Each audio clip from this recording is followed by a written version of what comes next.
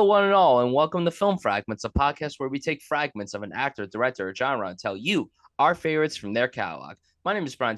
I'm your host, and I'm super excited to welcome you guys to this week's episode of Film Fragments, where today we're going to be talking about Daddy. We're going to be talking about Oscar Isaac. Daddy.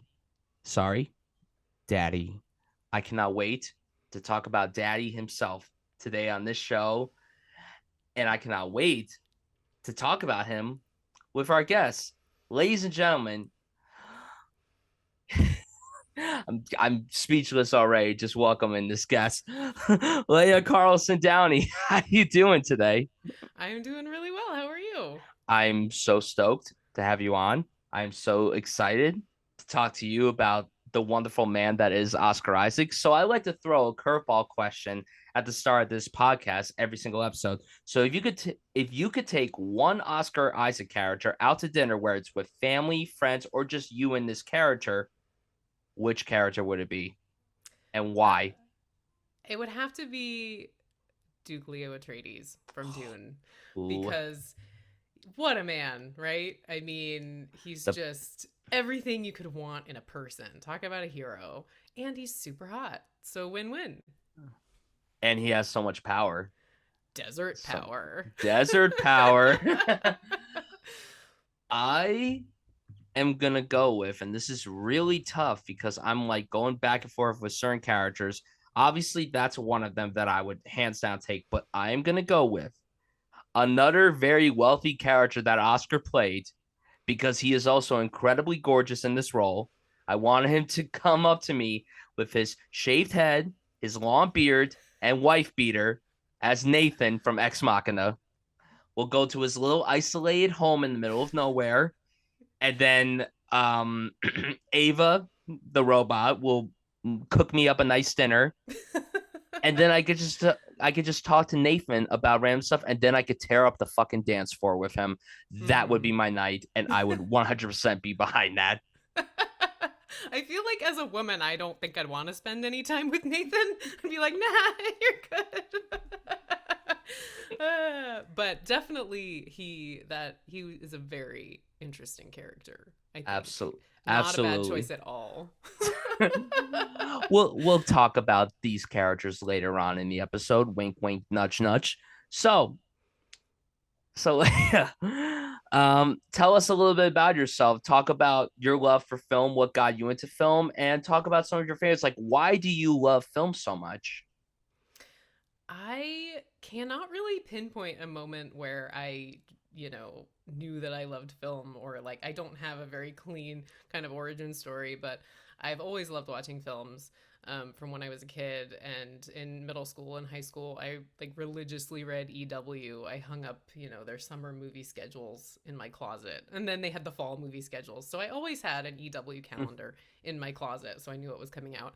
Um, and I think, um, yeah, my love for film is something that has always been a passion and a hobby, and kind of something that I did for fun, until kind of recently. I've been doing some writing and podcasting and stuff like that. But it's always felt like something in my life that there was no pressure. It wasn't professional. I didn't have to do anything for work with it. Like it was just the one like pure thing in my life that I did for the fun of it and the love of it. Um, and it's, yeah, I mean, I'm always trying to expand my horizons. I'm always trying to improve my knowledge of film history. I don't have a formal education in film or film studies. I have an art history and a library background. So I'm very much like a self taught cinephile, and part of um, the fun of that is just I watch whatever I want whenever I want. I always have lists of things to be watching. um I feel like uh yeah, I mean, it's just always been a joyful thing in my life. I love film. It's just always kind of been a part of me. I don't know. And you brought up podcasts, and you actually have a podcast of your own, and you actually have one really special one in the works right now as we speak. So I do. talk a little bit. So talk a little bit about your podcasts. Yeah, so I have a podcast that's been going for a little while that I co-host with my friend Bree Martin, and it's called Fang Club, where we talk about 21st century vampire films. And we have a blast on that podcast. So October is coming up, and if you like vampires, I feel like, spooky season is a great time to jump into Fang Club. We have a nice Delicious. Yes, we have a nice back catalog. And the fun thing is, there are so many subgenres within vampire films, so there's a little something for everybody.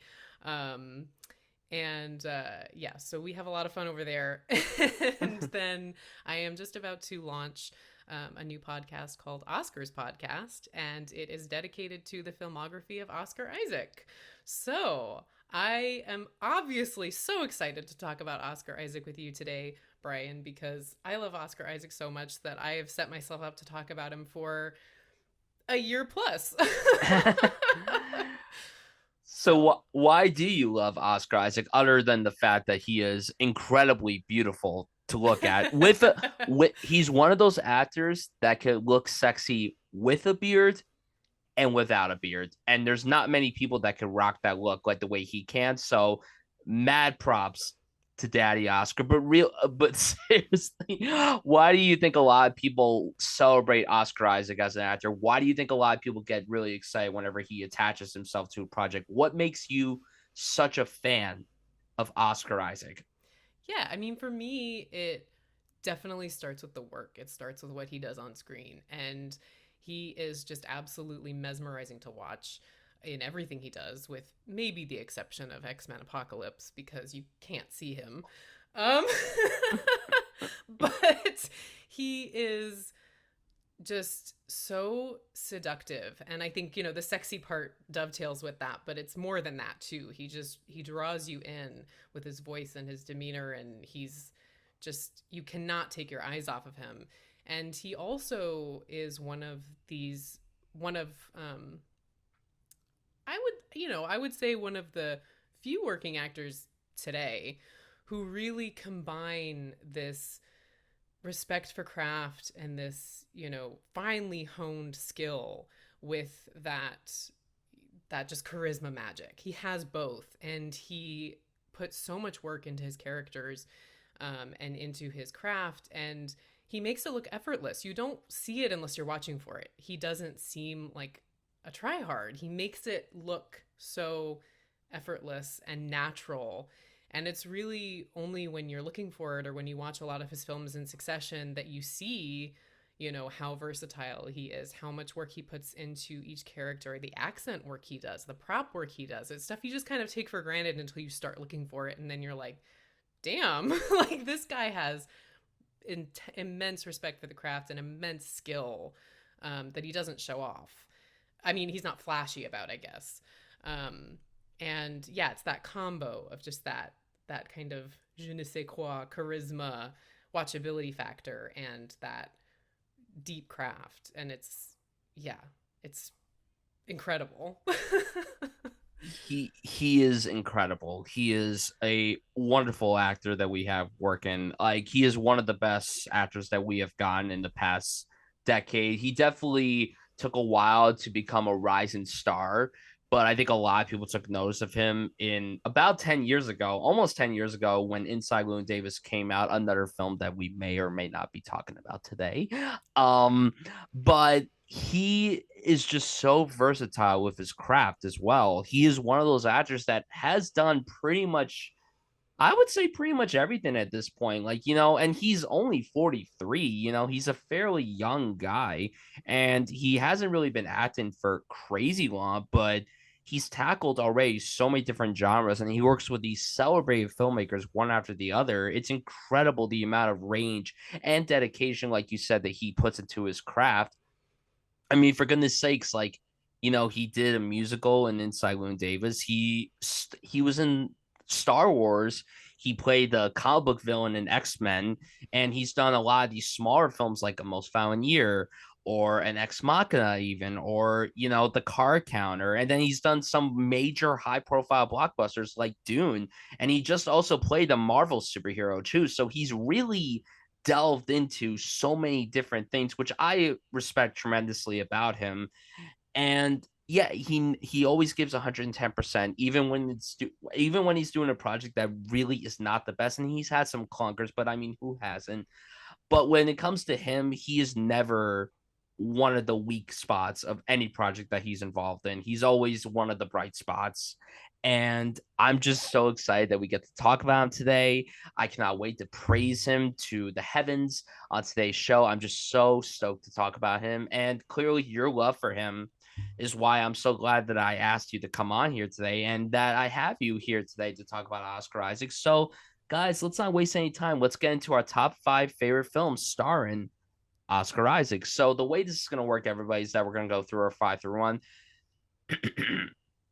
Now, if Leah has a film that is higher on my list, I'm going to say pass after she talks about it. Same goes for her. If there is a film that I say is higher on her list, she's going to pass after I talk about it. So let's not waste any time. Let's get right into it. So, what is your number 5 favorite Oscar Isaac film of all time? Okay, this is the only one on my list that I think might not be on yours or might be a little more of a wild card. So, number 5 on my list is The Two Faces of January from 2014.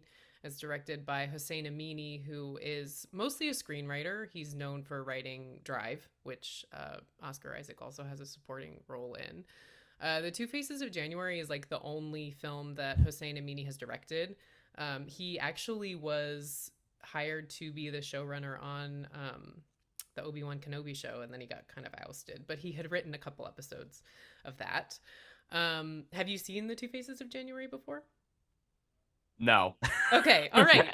So I just didn't want to like get into it. If you're like, yeah, I've seen it, you don't have to tell me.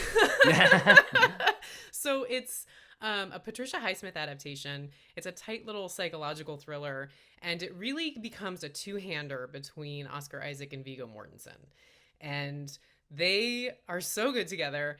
They play kind of 2 degrees of con men, right? So it's Patricia Highsmith, so makes sense. It's set in the 1960s and it's set in Greece. So it has a really kind of mid-century 60s style to all of the costumes and the set design. And I watched Mad Men at a really formative age, so I'm a sucker for anything 60s styled. I'm like, yes, perfect. Give it to me. So yeah, Viggo Mortensen and his wife, played by Kirsten Dunst, are on this vacation in Greece, and they meet up with Oscar Isaac, who is also an American expat living in Greece, but he's a tour guide and he speaks Greek and whatever. So he's kind of a small scale con man. He, does little things like when he's translating at the market for Viggo Mortensen's character, he'll like tell Viggo Mortensen's character that this bracelet that he wants to buy is more expensive than it is. So then he'll get the American dollars from Viggo Mortensen and then pay the actual price to the vendor and skim off the top, that kind of stuff. So he is a con man, but like small scale. And Viggo Mortensen ends up he's on the run from the law, so he's a much bigger con man. He ran like a Ponzi scheme in New York. And so these three get involved with each other, and Oscar Isaac kind of helps Viggo Mortensen and Kirsten Dunst's characters, evade the law. He's trying to help them get back to the States and out of Greece. And it's really well made. It's really well acted. It's really tight. It's, I think, an underappreciated turn from Oscar Isaac. He does he's not necessarily doing anything like that I haven't seen him done before in other films, but he's, he does a really great job playing against Viggo Mortensen, and it turns into this really nice two-hander. Which is why I love it. That sounds sick. That sounds like a really cool film. I can't believe I've never seen this. I've never even heard of it. Oscar, Viggo, Kirsten Dunst. I mean, what? That's like a hell of a trio. Like, Yeah. how have I not seen it? And you said it's from the writer of Drive? Yes. Oh my God. Yeah. I'm about to go on Letterboxd and add this to my watch list right now. Yeah, it was the first film that came out of Oscar Isaac's after Inside Llewyn Davis, I believe. Actually, I think In Secret came out before. But anyway, it was one of the ones right after Inside Llewyn Davis. Right. Um, and it got pretty good reviews. Like people liked it, but I don't think it didn't get a wide release. I think it was Magnolia Pictures and they actually released it on VOD first and then they Mm, did a limited release in theaters, so it didn't get a great right. distribution. And it is kind of like, I hate to use this phrase, but it's like a little bit of like the type of film they don't make anymore, that kind of thing. Mm, Like it's a very kind of uh it's restrained in a lot of ways, the film right. is. And so I think it got good reviews when it came out, but I think if someone went into this movie, like rented it on VOD and they wanted like something super exciting and violent, like it's not that. So I don't know if there was just kind of a um I don't think it found its audience at the time, but I think it's a very solid film. I really enjoy Well, it sounds really fucking good, and I will definitely watch it maybe as soon as we get off this call. it. It's high on my list now. It's high on my list based on your recommendation. And plus, again, Oscar and Vigo, I mean, what a pairing. That's an incredible pairing. I will watch anything with Vigo. So, oh, I can't believe I've never seen it. Some so-called Oscar Isaac fan I am. Oh my god. So, my number 5, I'm a huge Star Wars fan. I grew up loving Star Wars. When he got cast in this trilogy, I got so excited. It was just after Inside Llewyn Davis came out, and I was so high on this Oscar Isaac guy. So when they were like, "Oh, he's gonna be in Star Wars," I'm like, "Okay, great. Now everyone's gonna know who he is." That's so exciting for me. You could say what you want about the trilogy as a whole. It's a bit of a mess. I'm not gonna lie, but the start of the trilogy, I think, is great. So I'm gonna go with Star Wars: The Force Awakens as my number 5. I think that this film, regardless of what you think of it, I think this was the best way to bring Star Wars back because before this came out, obviously a lot of hardcore Star Wars fans did not like the prequels. They felt they hadn't seen a great Star Wars movie since Return of the Jedi, which came out over 30 years before Force Awakens came out. So everyone was worried walking into this that this was not going to live up to the hype. Even though you got J.J. Abrams fresh off his 2 excellent Star Trek films helm this. And I mean, I cannot imagine the task. Like, I cannot even imagine how much pressure he was under making this film because he's the guy that essentially is bringing Star Wars back to the forefront. Star Wars had been out of the light for years. They hadn't made a film in the Star Wars saga in 10 years. And now this guy has the responsibility to bring back Star Wars. And I have to commend him because I think the film is incredibly exciting. It's super entertaining. It does what a blockbuster is supposed to do. It's fun, it's energetic, it's loud, it's thrilling, it's engaging. And I think that this is one of the best blockbusters to have come out in the past 10 years. When you look at the major blockbusters that came out in the 2010s, I feel this was one of the best that came out. JJ did such a great job helming this. I think it moved very well. I liked all the characters. I loved all the performances. And I think the filmmaking on display is really phenomenal. How they used very little CGI and mostly practical effects. I mean, that is something that you rarely get nowadays, unfortunately.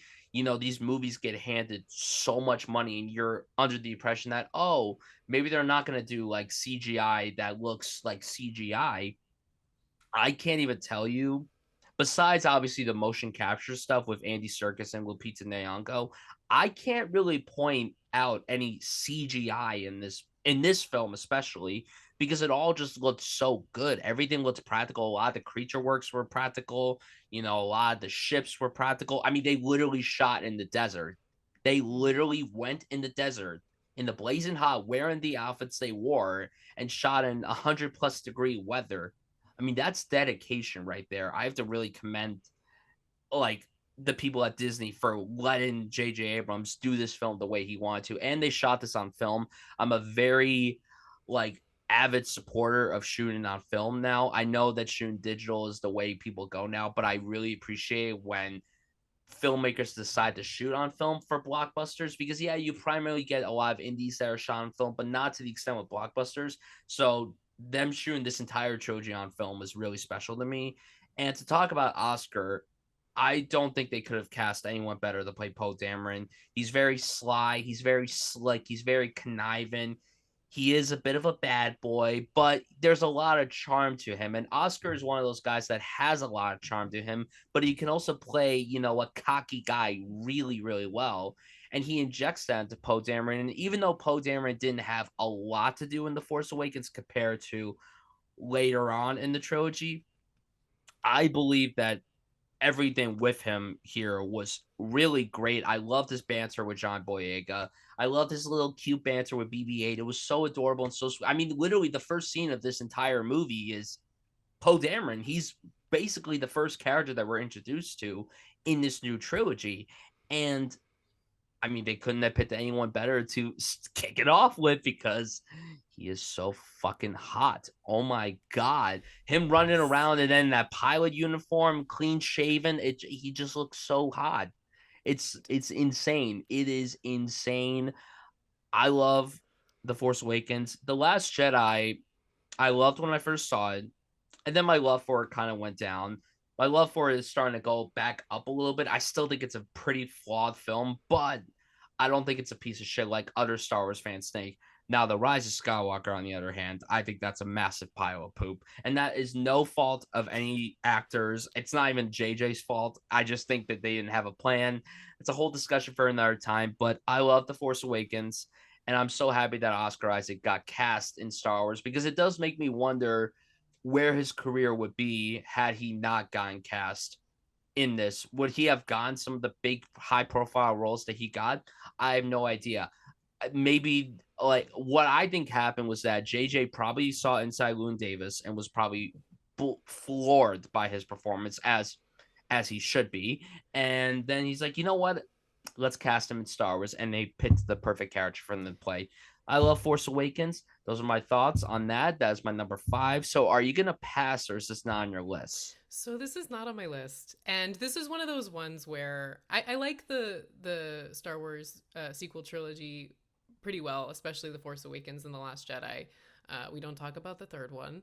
I do like the films, but they got bumped to the honorable mentions as I was putting together my list because there were other things that I like better. Absolutely. So it's definitely not because I don't like the films, but this is one of those cases where if I was ranking Oscar Isaac performances, the Star Wars movies would be the Star Wars sequel trilogy would be on my list because I think his performance as Poe Dameron is so perfect. As you were saying, he's charming, he's cocky, he's handsome. I do think that he is I mean, Oscar Isaac is always hot, but he is like almost peak sexy as Poe Dameron. Like he Absolutely. looks so good. He's bringing the charisma. I love it so much.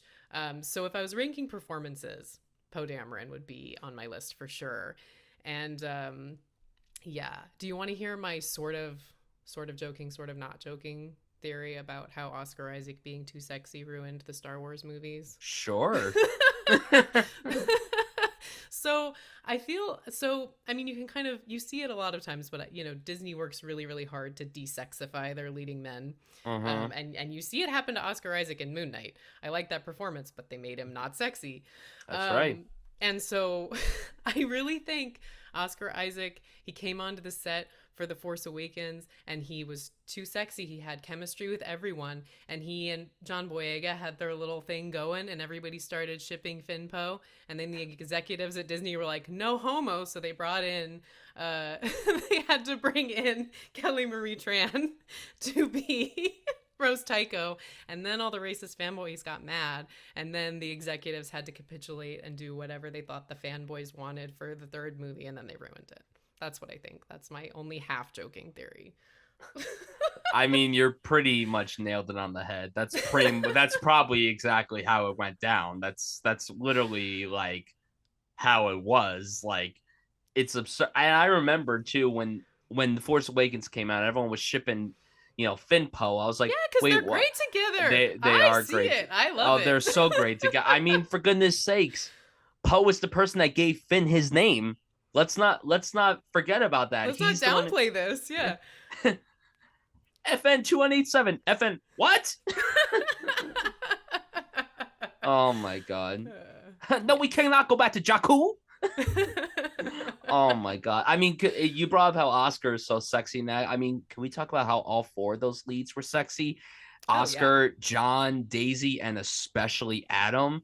Emo Yes. Adam, Mm-hmm. delicious, Yes. spicy. I love Yes. it. So now, moving away from the spiciness, or maybe adding some more spiciness. What is your number four? My number four is Ex Machina. So Yes. Yes, I can't wait to talk about it. So yes. go ahead. Why is it your Yes. number four? Why is it so low?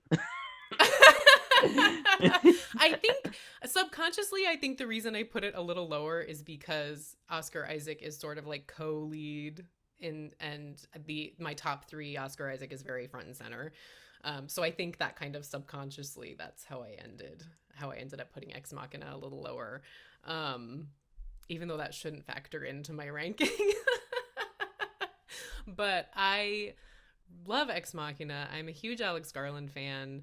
I watched the films that he wrote for Danny Boyle when I was in high school, and like Sunshine blew my tiny mind. I was like, this is the best fucking thing ever.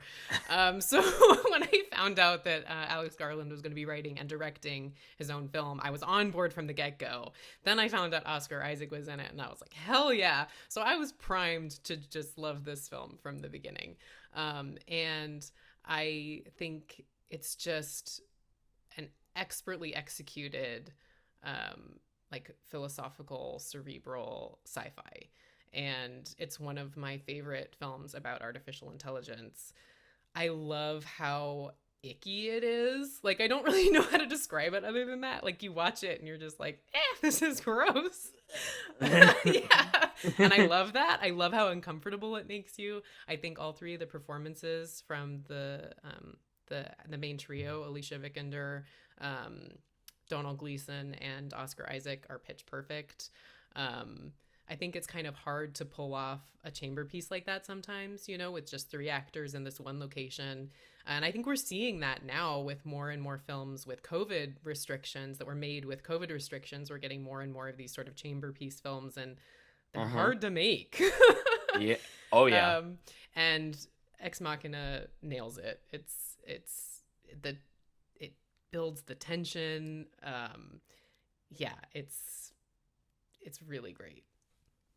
Pass.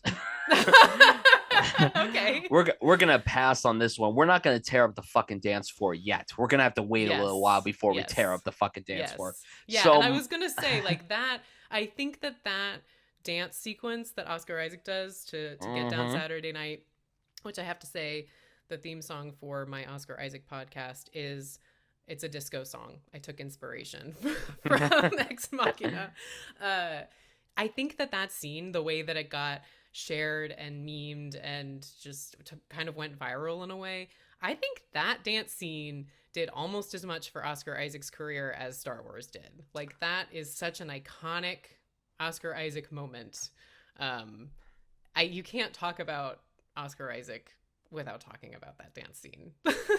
It's unavoidable to Yes. talk about Oscar Isaac without mentioning that dance scene, but I'll gush about it very soon. So now my number four is not a very fun film at all. And even though Ex Machina is not fun, this film has like no glimmer of hope, like at all, practically. My number four is The Car Counter, which just came out last year. It was directed by Paul Schrader and Oscar Isaac. It was a very interesting role for him to tackle. He is a gambler who taught himself how to count cards, but there's an interesting background with him. He was a former employee of a military prison, and I don't want to go too into it because, like, if you go in knowing as little as possible, you will be very surprised with the outcome of this movie.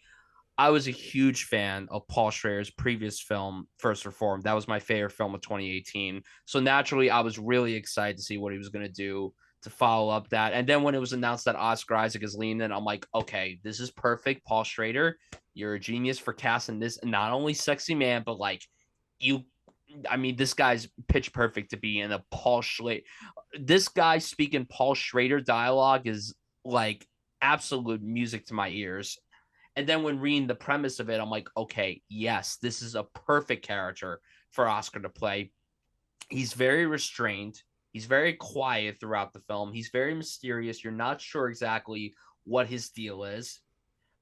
Once he meets Ty Sheridan's character and takes him under his wing, you really start to be exposed to his true colors. And it's a very chilling performance. It's honestly, I don't know if I think this might be the most terrifying Oscar Isaac performance that I've seen, because there's really not many performances from him that have crawled under my skin. And I really think that this is one that really did that terrifically. And he carries the movie on his shoulders. It's it is a flawed film. There are some inconsistencies with the screenplay, but I do think that Oscar's performance is absolutely magnificent, and I think his chemistry is very key when it comes to Oscar. He's one of those actors that could work off someone really, really well. If you pair Oscar with someone who gives 110%, you're really going to get something incredible. And that's the case when he works with Ty Sheridan, who is also terrific in this. Maybe my favorite performance from Ty Sheridan. I objectively haven't been crazy about a lot of the performances that he's given. I think Mud is a great film. I thought Joe was a great film, and I'm a big fan of Ready Player One. But I'll be on, and also he's an X-Men, which funny enough, so is Oscar Isaac. But I'll be honest, and you know it's true. Sometimes Ty Sheridan's acting could be a little cringe, but when he's working with someone like a Paul Schrader to where he could give 110% and where he could get a great performance, he really knocked it out of the park. And I think the biggest surprise for me about this movie, even though she wasn't perfect in the film, it was very surreal seeing Tiffany Haddish. Now, Tiffany Haddish is under a lot of stuff right now, and we're not going to get into that. But I think that her being in a Paul Schrader film was very out of left field. But I mean, then again, Paul Schrader cast Cedric the Entertainer in First Reformed, and I think that caught a lot of people off guard, and he was terrific in that. And she was good in this, and they had very good chemistry with one another. I was a little thrown off at first about it, but it worked. It worked. Oscar was just so fucking good in this movie. And, you know, the entire third act left me on the edge of my seat because I was really under the impression that this movie was going to go in a different route, and it didn't end up going that way. And I was really surprised. The last 25 to 30 minutes of this movie are really magnificent.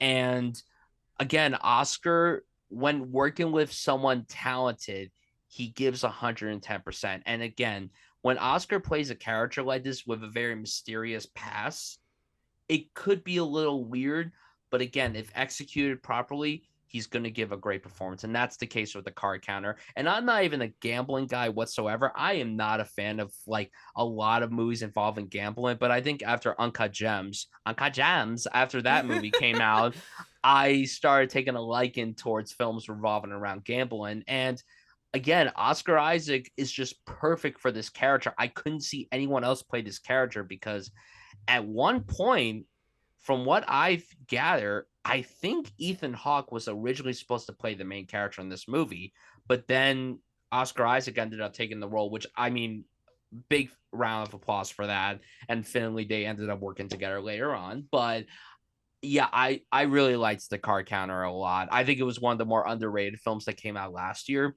It obviously was not the best Oscar Isaac production from 2021. We may be talking about that shortly, but I really liked this film mainly because of Oscar. And yeah, I just wanted to give it a shout out because I really genuinely think that this is one of the best performances of his entire career. And Paul Schrader, I mean, I like these stories that he's been making about people having very troubling passes and then basically them coming back to them, and it's really terrific stuff. And I cannot wait for Paul Schrader's next film, which comes out I think very soon. I'm actually seeing it at the New York Film Festival. I'm very excited about that. So those are my thoughts on the card counter. Are you gonna pass or is this not on your list? I'm gonna pass. Ooh. Can't wait to hear your thoughts on this. So now, number three, what do you got? I have Show Me a Hero. So, is this on your list? This is unfortunately not on my Okay. list. Have you seen it? I have not seen this, Okay. All unfortunately. right. All right. Again, some so-called Oscar Isaac fan I am. But I remember seeing the poster of him with that stash, and I'm like, ooh, I like the stash, Oscar. Yeah. But I never got around to watching it. So why is it your number three? So, Show Me a Hero is a 2015 HBO miniseries created by David Simon. And it is very much a David Simon joint from top to bottom. It is about city corruption and how, these city government processes affect, the community and So very civilians. much David Simon, very Yes. much. Yes, it's very much a David Simon production. All of the episodes of Show Me a Hero were directed by Paul Haggis. So we have a little, directing cred there. And it's number 3 on my list because I I'm a fan of David Simon's. I like all of his stuff. And I'm also very much a fan of talky, like process oriented films. Mm-hmm. Like one of my favorite movies of all time, which is not a good movie. I'm not saying you should watch it, but it's the film version of the musical 1776, and it's about the founding fathers writing the Uh-huh. Declaration of Independence. That's right. And it's very, I mean, all they do is sit around and talk, right? Like there are some songs, but it's mostly them talking. And Mm-hmm. I love that. And I love films like that. And Show Me a Hero is like that. It's very talky. It's very kind of slow to start. You kind of get entrenched in these, like, all these government workings. And then the thing with Show Me a Hero is it builds and builds and builds, and you don't really notice what's going on until it wallops you at the end. And then you're like, wow, there's the emotion. That's where there it is. It's based on a true story, and Oscar Isaac plays Nick Wasixko. Nick Wasixko.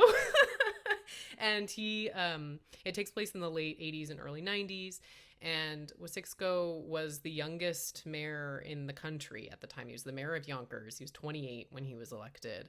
And he basically inherits this sort of mess. There's been a federal judge has ruled that Yonkers has to build public housing in certain neighborhoods in the city that are mostly white and middle class. It's a desegregation effort, and the Yonkers government the city government has repeatedly resisted and said, no, we're not going to do this. But then they're getting fined like thousands of dollars a day for resisting to do this. So resisting the housing project is making Yonkers bankrupt, basically. So Wasixko runs on the platform that he's going to continue to resist this order, but then right before he takes office, he kind of has a change of heart about it, and he's like, "No, I'm going to fight for this public housing."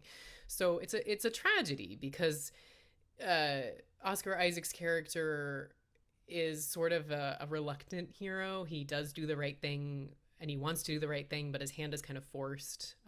So he's a complicated character that way, and he basically, the series is about him kind of withstanding all of this pressure until he can't anymore, and it is tragic. But it's very well acted. It's a great ensemble cast. It's really well written. If you are into David Simon at all, it's worth checking out because I think it's definitely up there with the rest of his work. Show Me a Hero is actually the only thing that Oscar Isaac has won a quote unquote major award for. He won a Golden Globe. We can argue about whether Golden Globes mean anything. I don't think they do, but it's the only award that Oscar Isaac has won. And he didn't get nominated for an Emmy for this show because the Emmys have a thing against David Simon. But a lot of people thought that he would because it's an incredible turn. It was a prestige TV, kind of thing. Oscar Isaac was a rising star at that point, and the Emmys love to nominate movie stars, particularly in the limited series categories. So Uh-huh. everyone kind of thought he was going to get a nomination for it, and he didn't. I think he should have. I think his work is tremendous. And yeah, it's heartbreaking, and it's so good. It's so good. It's a hard watch, but I would definitely recommend it if you haven't seen it. Yeah, I've been wanting to watch this for years. It's been on my list for so long, and I just haven't gotten around to watching it. And I wanted to watch it because of my love for Oscar. And I mean, the story just sounds really insane. And yeah, I will be upfront when it comes to when it comes to David Simon. I God, I hate to admit this on air. I unfortunately am like the one person in the entire world that still has not seen The Wire. I know it's so sad. It seems very much a show that I would love, but I'm so bad when it comes to binging shows that were on so long ago. I'm just not the best when it comes to it, but just hearing about this show, and I mean it's shocking that he didn't get nominated for an Emmy. I'd be really curious to know who took home the Emmy in the ceremony that he would have been nominated for. I mean, it's great that the Emmys nominated him for his recent work in Scenes from a Marriage, which he didn't win for, but I mean that unfortunately that wasn't going to happen because the Emmys clearly have a bias towards the White Lotus. And that's a whole other discussion for another time too. But yeah, it sounds great, and that's another one that I definitely have to check out like immediately. Yeah. And the good So thing is it's a mini yeah, series, so it's only 6 episodes. So it's not exactly. 6 seasons like The Wire or anything. It's That's much true. less of a commitment. That's Yeah. exactly. That is so true. I love myself a good miniseries. Me So too. Underrated form. I yeah, love miniseries. seriously. And I mean, Oscar could do as many miniseries as he wants. I mean, he's already done 3 now. Like, Mm-hmm. it's crazy, and I can't wait to see what he does next in terms of television. Just Oscar, keep doing as much TV as you want. Yeah, we'll just keep doing whatever you want, and I'll be there immediately. And so, Leah, she'll be there as well. Like You as soon as you bet. have a new project out. So, my number 3 to me was the best film that he was in last year, and that was Dune.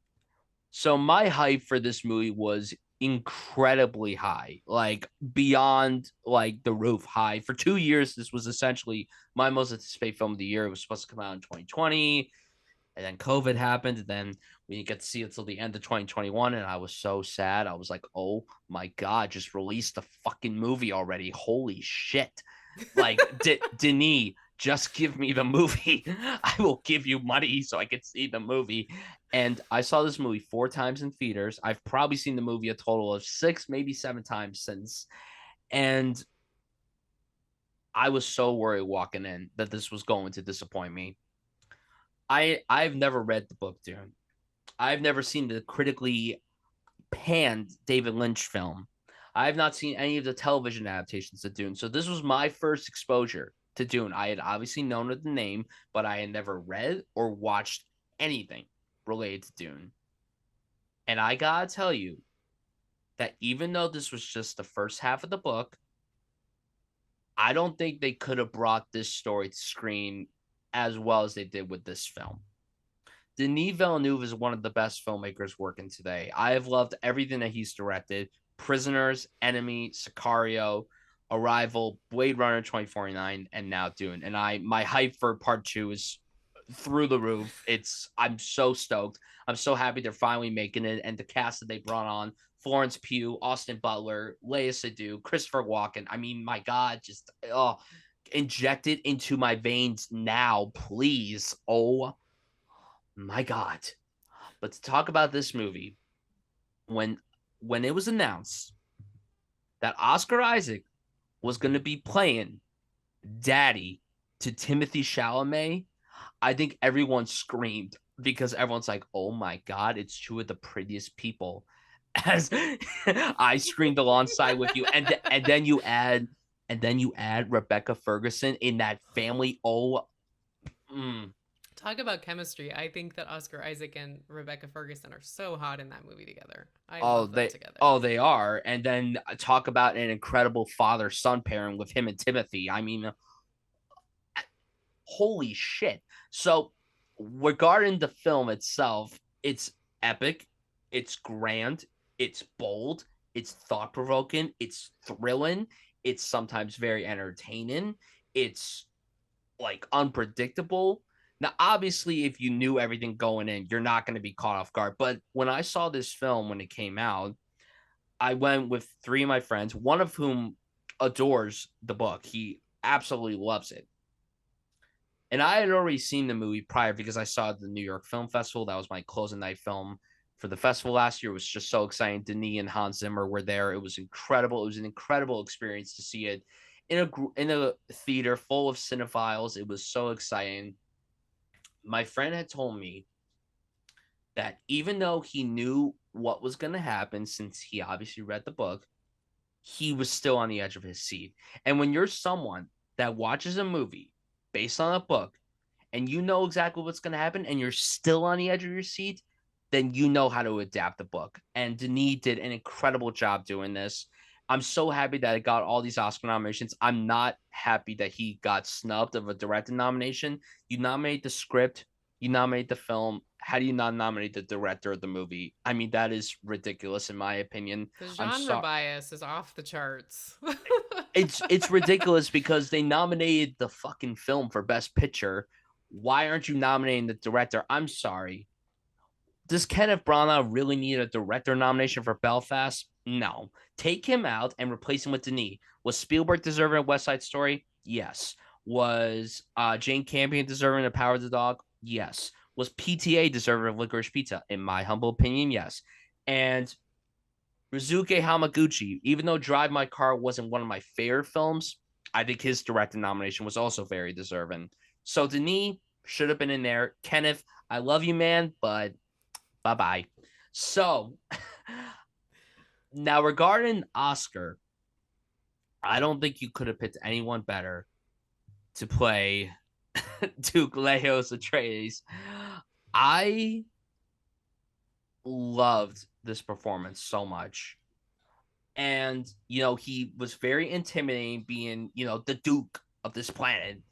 Like, it's incredible how Denis cast everyone perfectly. Like, this ensemble is pretty much pitch perfect to the T.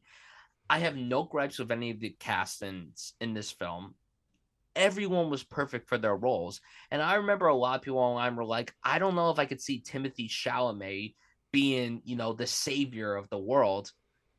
I knew right there and then that he was going to crush it because he's Timothy Chalamet. And I mean, he was perfect. Rebecca Ferguson was amazing. And then you have Josh Brolin, who was great. You have Zendaya for her little time on screen. She was really good. Jason Momoa surprised the hell out of me. I thought he was perfect as Duncan Idaho. I don't think you could have cast anyone better to play that role but him. And then Oscar was just fantastic. He was incredible in this. And yeah, the chemistry that he had with Rebecca and with Timothy and everyone else, Josh Brolin, he had good banter with. Like, it was a great cast.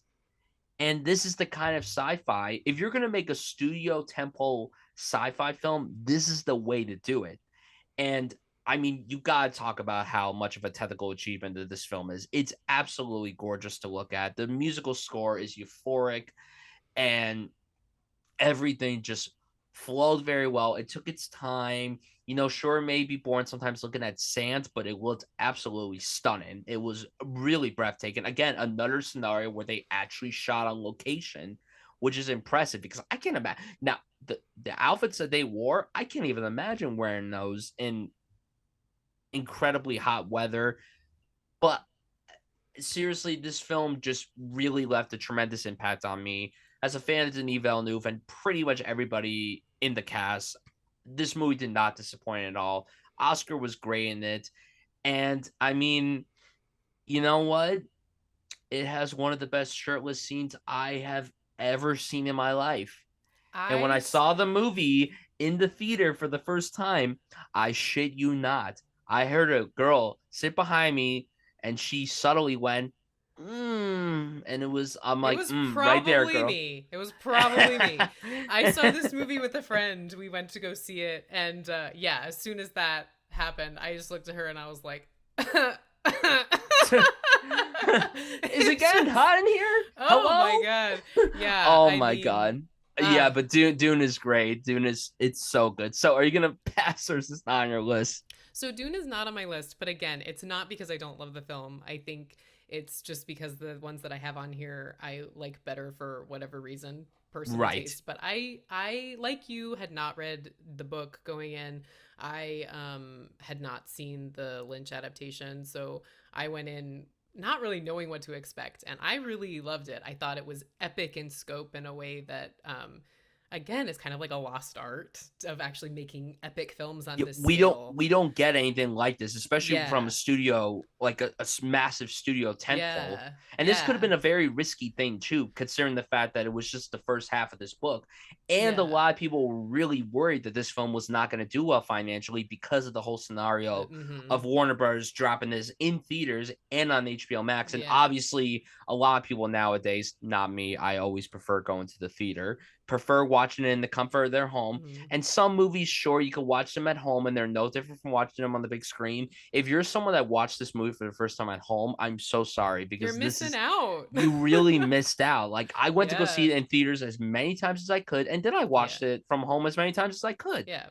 Yeah. It's definitely one that was worth seeing in the theater. And I think people knew that. They turned out for it. Like, it was one of the first kind of pandemic era legitimate blockbusters because people And came and out. not too long after it came out, they greenlit part two, Mm-hmm. and now Yeah. it's being filmed right now. Yeah. So Yeah. thank God it's happening. Yeah, I know. I'm so glad they're making part two. I was like, this better make enough money because I am not going to be fine with just this movie and not part two. Oh my God.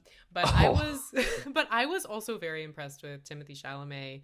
I think he turned in a fantastic performance in Dune. And yeah, Oscar, of course, is perfect. And I think he really brings what you need to a role like this where he is the main character's father. The main character looks up to him. The main character feels like he can't fill his dad's shoes. And so you have to Mm-hmm. have an actor in that role who really embodies that kind of person in a convincing and authentic way. And Oscar Isaac absolutely does. Like, you totally understand all of the respect that Paul has for his dad. You totally understand this feeling of like, ooh, I don't know if I can be that because that's, not me. Like, Oscar Isaac strikes the perfect balance between authoritative and powerful and also warm and compassionate. And he brings all of those things together in a beautiful way. And then, yeah, the nude scene. No more to say about that. Just No thank you. notes. Thank you, Villeneuve. Thank you. Denis, from the bottom of our hearts, thank you. Thank you. And now our top two. So I think we have the same number one. Maybe. Yes. I don't know. Maybe we do. Maybe we do. Perhaps we do. I'm not sure. So I obviously passed on a film that you brought up before. Mm-hmm. You passed on a film that I mentioned before. Yes. So what is your number two? I think you're right. I think we have the same number one because my number two is The Card Counter. Okay. Yes. I think this is just a jaw-dropping film. I love it. I actually only watched it for the first time pretty recently because when it came out, I was just like not in the mood. I was like, I love Oscar, but like I can't do a film like that right now. No downers, please. Yeah. Last winter was, a time. I was like, that's for later. So I actually just watched this movie for the first time recently when it went up on HBO Max, and I loved it. I think Oscar Isaac is just astounding in it. What he does in this film is just breathtaking. I mean, he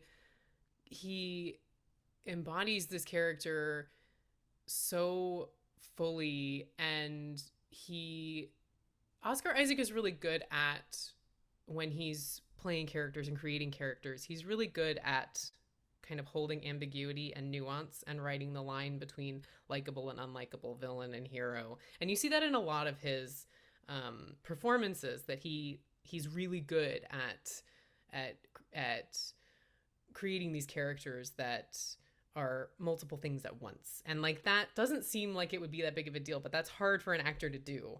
And I think like this character in The Card Counter in particular, William Tell, has a horrific past. I mean, I won't say what it is, but he has done awful things in his life. And he obviously feels bad about it. And he obviously has this guilt, and he has this sense that he can't really ever right the wrongs that he's done. And it's really interesting because Oscar Isaac holds all of that. He never makes William Tell too sympathetic, and he never makes him too villainous. You always feel like there's the potential for him to tip either way at all times. And that's kind of there's a part in the script where Oscar Isaac's character is talking about um, that people can tilt. And again, I don't want to say like the exact thing because I don't want to give away the plot. But there's this, he talks about how people have this, how all people have this tipping point where even if you think you're a good person, you have this point where you're gonna tip and go too far. And so his performance just captures all of that so perfectly, and it makes the whole movie work because you don't know where it's going. You can't really tell what kind of person he is. You know what kind of person he wants to be, but you don't know if he is that or can be that. And he is just, yeah, he's like in her review of this film, Manohla Dargis, the critic for the New York Times, described Oscar Isaac as a seductive force field, and that's exactly what he is. It's like his performance, I just cannot say enough good things about it. I mean, it's a good movie, but Oscar Isaac makes it. And I agree with you. I really like his chemistry with Tiffany Haddish. I think she's good in the movie. I think that their chemistry is like feels lived in, and real in an interesting way. It doesn't feel like, two movie stars. And I agree with you that Ty Sheridan is good in this movie. I'm not a huge fan of his in general, but I think that Paul Schrader really uses some aspects of Ty Sheridan's screen presence that I sometimes don't like. Schrader like leverages them really well in this movie. Like Ty Sheridan in this movie, Kirk with a C is his character's name. He is supposed to be like kind of annoying and kind of naive and kind of dumb, and like he's supposed to be kind of a stupid kid. And I think sometimes Ty Sheridan can come across as a stupid kid when I don't think he means to in other films. That's right. That's right. Maybe that's harsh, but that's just my opinion. So I actually think that Paul Schrader gets a really good performance out of Ty Sheridan as well. And yeah, I love the final shot of this film. It's incredible. And yeah, I wasn't expecting that ending. No. I wasn't expecting it, and it I don't know, it was just so weirdly hopeful, and I wasn't expecting it out of that film at all. And I really, really, really love the card counter and Oscar. Like I said, I can't say enough about Oscar Isaac in it. And yeah, I'm really quite angry that he didn't get an Oscar nomination for this because he should have. It's by far my favorite performance from any actor in 2021. Oscar Isaac, he never really left. I don't want to say he came back with a force, but he had a few years where it was like, what are you doing, man? And he came back. Yeah. Yes, he did. Exactly. Yeah, I mean, yeah, you nailed it on the head. I mean, the card counter is so fucking good, and his work in that is really incredible. And there's one last thing I want to mention about this film before we move on to my number two. I remember when I saw the movie and then everything with the, him wrapping everything up, I was like, oh my God, this is so uncomfortable to watch. Like everything where he, puts everything on the desks and the beds and everything. And I'm just like, oh, this is just like, there's just not much to this, but it makes me uncomfortable. I remember going to see this and I'm like, I don't know how to feel, but it's so good. Oh my God. Yeah. The car counter is chef's kiss. It's perfect. It's just so good. My number two, Ex Machina is my number two. This is the kind of sci-fi that I wish that we got more of. I love these very self-contained, very mysterious kind of quiet and low key sci-fi films. We recently had a film called After Yang, which was also distributed by A24 and stars Colin Farrell. Fantastic movie, still one of the best of the year. If anyone out there has not seen this movie, you need to do yourself a favor, check it out. It's also another movie that has in a jaw-droppingly incredible dance sequence. Like, oh my god, sweet Jesus, it's perfect. It's just so good. But yeah, now, like you brought up, Oscar Isaac is basically the co-lead of this movie, sharing it with Dom Gleason, which is so funny because I remember going to see this movie when it came out, and I'm like, oh, wait a minute, they're both going to be in Star Wars Yeah. together. I love that. I'm like, oh, I love that. And it's funny, too, because at the time, they hadn't revealed who Dom Gleason's character was. They didn't reveal him until a little closer to when the film came out. I was like, oh, maybe they'll have some sequences together in Star Wars. They had some, not too many, but every time they had a sequence together, I'm like, oh, look at that. It's a nice Ex Machina reunion. I love it so much. I'm here for it. I ship it. Thank God we have it. I'm living for this. I'm just so happy. But Ex Machina, like you, when it was announced that Alex Garland was directing a film, I was like, yes. Yes. 28 Days Later is one of the best horror films I have ever seen. I have not seen Sunshine, unfortunately, but I've heard so many good things about it. I love Danny Boyle, so I do need to check that out. And I was a huge fan of Dread with Carl Urban. Loved that film. There's been reports saying that Alex Garland may have directed it himself. And if that's the case, kudos to you, brother, because that's a hell of a film. So Ex Machina comes out. Concept very cool. Concept very simple. Very thought provoking. Very mind bending stuff. But it's so engaging the entire time. And one of the reasons why is because of these three performances. Dom Hall is fantastic. Oscar is fantastic. And this is the film that introduced me, and I'm sure maybe it introduced you to her, Alicia Vikander. I had never seen her in anything before this. I had never heard of her. So I remember watching the film, and I have to commend her especially. She was the standout of the film. She was so fucking good as Ava. She got nominated for the Ron movie Oh that yeah. year. I Oh mean, yeah. now let me just say, that movie getting any nominations, I will be honest, she was good in the movie. I'm not terribly angry that she won an Oscar for it, but it's one of those Oscar wins that is so fucking forgettable. Nobody even really I despise that movie with a passion. And it's not Alicia's fault. It's really not her fault. She was one of the saving graces of that movie. So when they said, "Oh, she wins for that," I'm like, well, she should have won for Ex Machina, but she wasn't even nominated for that. Like, what the hell, Academy? But the cool thing with this film when it came to the Oscars was that it got a very surprising nomination for Best Screenplay, which, I mean, it's like every few years the Academy's like, oh, you know what? We're going to recognize a genre piece and we're going to nominate it for a major award, not just the tech awards, but like a major award. And that We'll was let great. you have And a screenplay nomination. that's still a pretty big deal to nominate a script like this out of all the movies they could have nominated that year, and they nominated this. I mean, that's so great. And you know what? They nominated like a nice variety of stuff that year. They had this, they had Inside Mhm. Out, they had Mhm. Straight Outta Compton, which I Mhm. never thought would even get an Oscar nomination either. So it's like, oh, look at them actually, well, it seems like they're actually sitting down and watching everything, not just debatey stuff. So thank God Mhm. for that.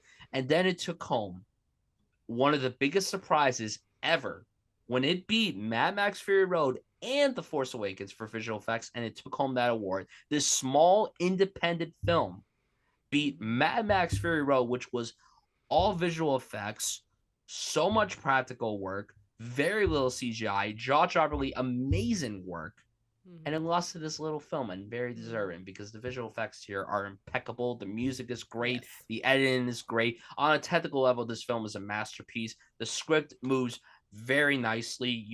You're so invested in these characters. There's something going on with all of them. Like, you don't know who's good, who's bad, who to trust, and who not to trust. You don't Mhm. know who to trust in this film. And regarding Oscar's Nathan, fantastic performance. Mhm. And also more of Oscar showing off his muscles because this might be the most jacked he's ever been for a movie. I don't know. I can't really think of that on the top of my head. I try He's not to think pretty of that.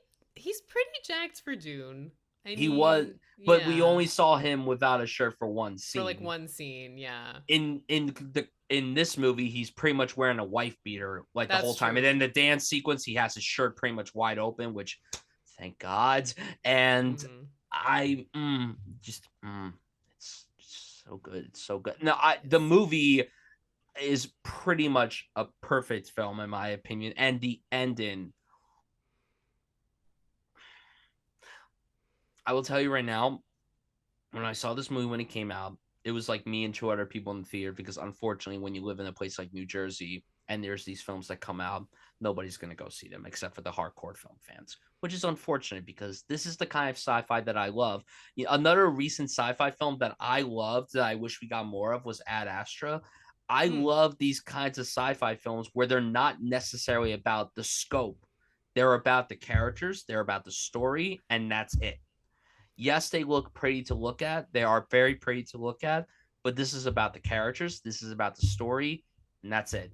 It doesn't care about making it look so grand and everything. Now, obviously, this is a very low key film. It's like you said, it's set primarily in one location the whole time.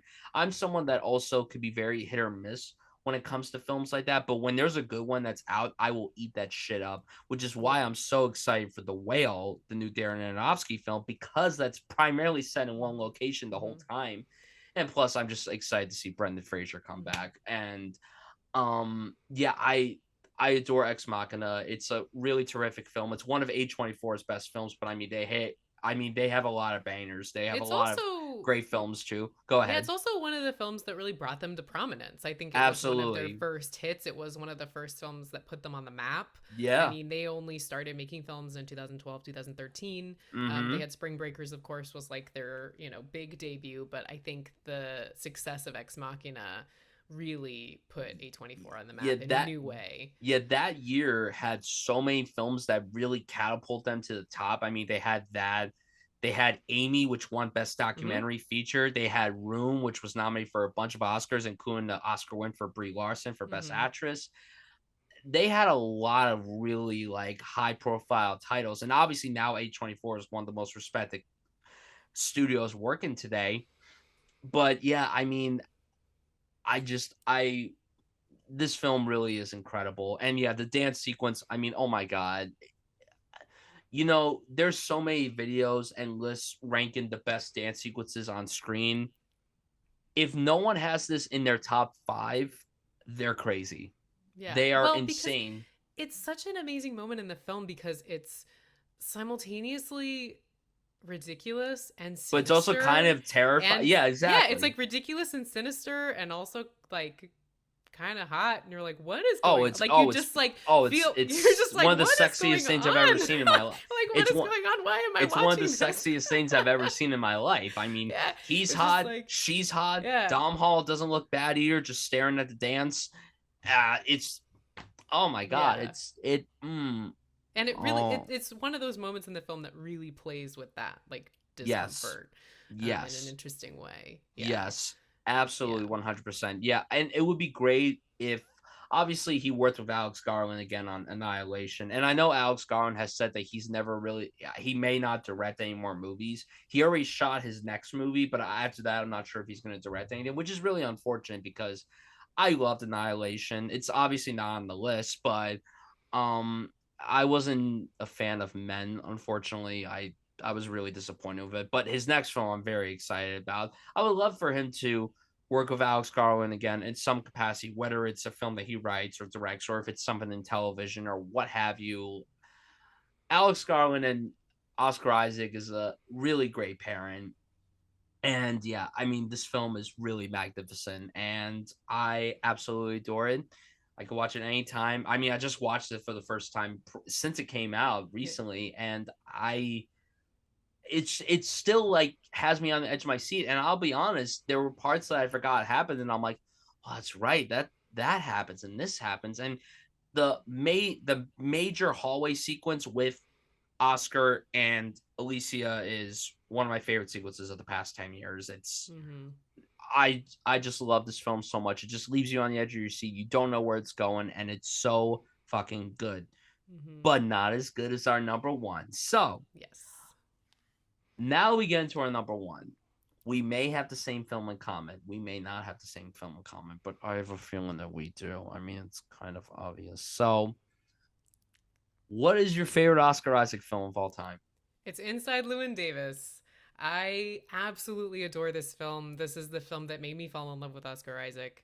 I always tell people that this was the first thing I saw him in, but that's not true. It's the first thing I remember seeing him in because I did see Drive in the theater. I saw Robin Hood in the theater. Like I had seen Oscar Isaac before, but I just didn't remember him. And so Inside Llewyn Davis was really like my introduction to Oscar Isaac. And I saw this movie 3 times in the theater. I loved it from the very beginning. I love the soundtrack. I love the cinematography. I love Oscar Isaac's performance in it. I really think that he makes this film the best version of itself. I think you could have a version of this film without Oscar Isaac, but I don't think it would be the same movie, and I don't think it would be as good of a movie. Um, and I think Oscar Isaac just brings such well, first of all, he's an amazing musician and I love his singing, and I wish that he did more of it on film because this was my introduction to him. And so it's been kind of disappointing to see him not doing more singing on film because I love his voice and he's so good in Inside Llewyn Davis. And so I was there from the first scene. It starts with that "Hang me, oh hang me," and it's the close up on Oscar Isaac's face as he sings this song with the smoke around his head, and I was just drawn in immediately. And yeah, I mean, Oscar Isaac brings this just immense sadness to the role. Like Llewyn Davis, the character, is depressed, and I think that this film is actually a very I think it's a portrait of a depressed person, a depressed character. And Oscar Isaac really like brings that weariness. He brings that sadness. He brings that sort of feeling of having been a little bit crushed by life. But he also nails the Coen Brothers like wry, dry humor. I think that's something that Oscar Isaac does not get enough credit for, is being funny, because he's nails the sense of humor in Inside Llewyn Davis. And he also brings this warmth and likability. And this is the thing that I think is missing in the script, or is not there in the script, that Oscar Isaac brings to the role, that I think, and not everyone sees this. This is like a my opinion thing, because I think a lot of people watch the movie and think Llewyn Davis is just an asshole, which he is. But I think Oscar Isaac brings this warmth to the role. He brings this soulfulness, and he brings this he doesn't seem like he's someone who's bitter to the core. Like he's been broken down a little bit and he's responds by being an asshole, but he's like you have to kind of consider in this film, he's homeless basically. He's like going from couch to couch. He's like receiving all this rejection all at once. He's just lost his friend and musical partner, someone important to him in his life. Like it's at a tough moment in his life, and I think a lot of us would be assholes at that point. Like I don't know, I think Oscar Isaac brings something likable to Llewyn Davis that I don't think is there on the page. And I don't know, you can agree or disagree with me on that. But yeah, I love this film. I watch it once a year. It's one of my favorite films of all time. The rest of the cast is great too. I mean, Oscar Isaac carries this film, but all of the supporting characters are equally well cast and sharp. And I love Carey Mulligan in this film. I don't think anyone has ever said asshole as well as she does in the history of film. The way she spits out asshole is like just can't be topped. Because you are shit. It's perfect. You should just walk around in a great big condom because you are shit. Yep. And just the way he just responds so dry. Okay. And like, she's very, very justified in saying what she says to him. Like, he hasn't treated her very well. But yeah, I love her in this. I love Adam Driver. He's in it for like 2 seconds, but Outer space. exactly. um, I love F. Murray Abraham. That scene in Yes. where Llewyn Davis performs the song for him, and Oh, oh, that scene. Oh, I love that scene so much. Oh, and I also really love John Goodman in this film. Like that's that's a John Goodman classic. He's like he has the funniest lines in the film. The shit he says in that car. I'm like, "Oh my god." Yeah, I mean it's a dark comedy. It's um, you know, it's not really a warm and fuzzy movie, so it's really strange that I watch it so much. But I think yeah, I think it's one of the best films I've ever seen about failure as well. Um, and yeah, I just love it. I could talk about it forever and ever and ever. so it's also my number one as well. It's one of the best films I've ever seen. I remember going into this movie as someone who had just gotten into the Coen Brothers work. I had seen No Country for Old Men, thought it was incredible. I had seen Fargo, thought it was incredible. I don't know what else I had seen at that point, but I remember watching the trailer for this and be like, this looks incredible. I have no idea who this Oscar Isaac guy is. Obviously, I know who Carey Mulligan is. I know John Goodman. I know Garrett Hedlund. I know Justin Timberlake, who, by the way, for his time on screen, I mean, I thought he was perfect in this too. Um, but yeah, I was like, who is this Oscar Isaac guy? And then I walked into the movie, and yeah, just the opening scene with the hang me. It's the close up. I mean, it's ha- okay. So Bruno Del Bono is one of the best DPs working today. How does this guy not have an Academy Award? I'm sorry, but everything that he shot looks incredible, regardless if you like the film or not. I think his work in the tragedy of Macbeth is really jaw-droppingly incredible. And as much as we love Dune, and as beautiful as that film looked, I personally feel the tragedy of Macbeth should have won cinematography at this recent Oscar ceremony because I don't think I have ever seen black and white imagery in recent memory that looked as perfect as that and added so much to it. And that's a film that did not have to be in black and white, but it just worked because of how Joel Coen was presented and how Bruno Del Bono shot it. And then I think what he did on Half Blood Prince is extraordinary. Very grim looking, very bleak looking compared to the other Harry Potter films. And it's a very unique stamp. It's one that definitely was different for that franchise. It was going into its sixth film, and then here we are where it's very dour and just hopeless. And that whole film had that vibe, but mainly because of how it was shot, it presented to us. Yeah. And even though I did not care for Darkest Hour, his work on that film was also extraordinary. So anytime that guy is behind the camera, it's going to be magic. But talking about this movie, Oscar Isaac as Llewyn Davis is one of the best performances not only of the 2010s but also the 21st century, and it's one of the best performances I have ever seen. I don't know how he was not nominated for this film. This was one of the best performances that year. Would I have given him the Oscar? Yes. Do I think he could have beat if he had gotten in? Do I think he could have beat Leo or McConaughey? Probably not.